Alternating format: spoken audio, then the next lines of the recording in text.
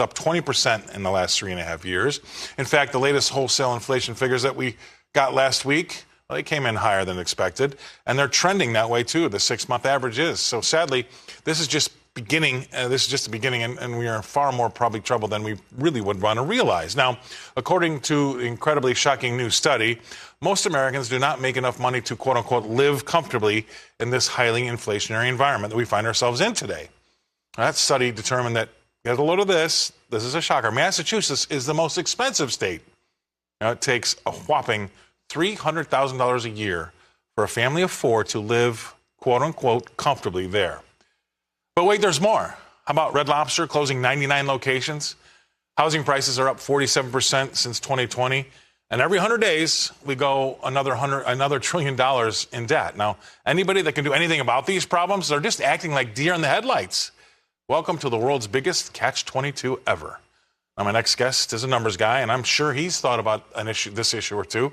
Please welcome to the show Dan Geltrude, America's accountant. Dan, thanks for coming on. I thought that was a shocking headline. 178,000 was bad, but then when you bring in Massachusetts at 300,000, I mean, I suppose you could probably take issue with living comfortably means, but arguably it's still tough to get by out there.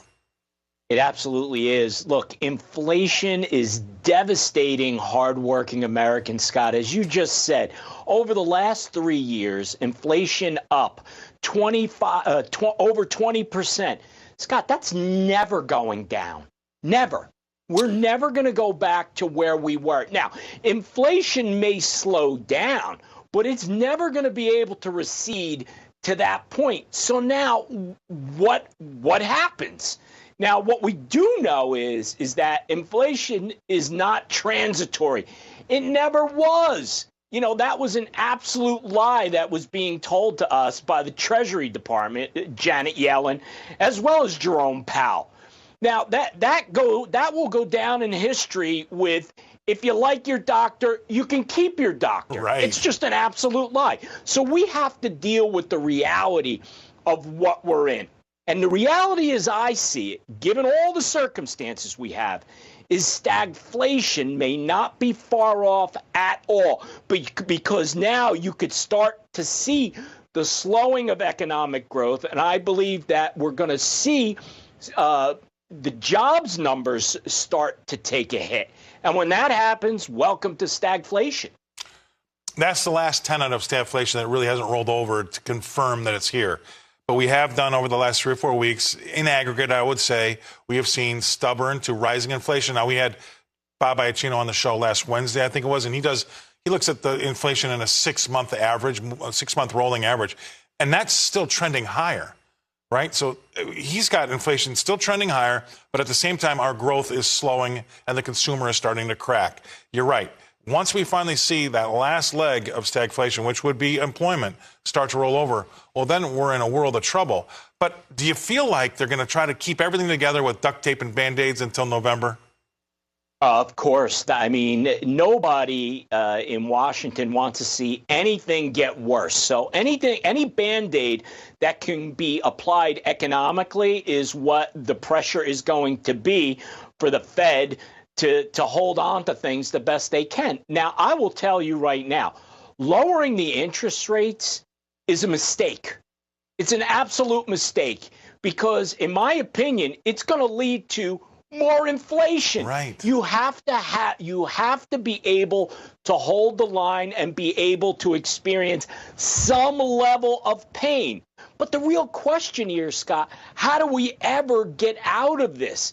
You know, the politicians during the pandemic, which, by the way, the free market was determining wages at that point because of the demand, right? But now you still have states like California pushing for $20 minimum wage. Well, to me, that's when it starts to fall off the cliff because you could never undo that increase in wages. So that's why I'm saying inflation is never going to recede. It's only going to perhaps slow down. But that's it, Scott. All right, so real quick, I know we beat it to death on this show, sometimes too much, but I want to let people know what they can do about it out there. And unfortunately, my only answer is this. You have to cut back on your expenses or make more money or a little bit of both. But that's the only way you're going to get around this problem. Do you have any other ideas? Well, no, that's the simple math here. And whether it's a household or, get this, the government, it goes back to the same thing. The government, right, they're going to need to raise taxes or find revenue flows, and they got to stop spending. It's the same thing with households, Scott. People are going to have to take their foot off the gas. And when they do, what happens? The economy slows down. So, as you said before, greatest catch-22 of all time. Right. You're damned if you do, damned if you don't. And a lot of those folks don't realize, I come from the state of Illinois or in Chicago. The government's broke too, right? And they need to find revenues, and they're going to come for probably the last remaining bit of revenue that they have in these states like New Jersey, where you are, and that's income on your real estate, or tax on your real estate, right?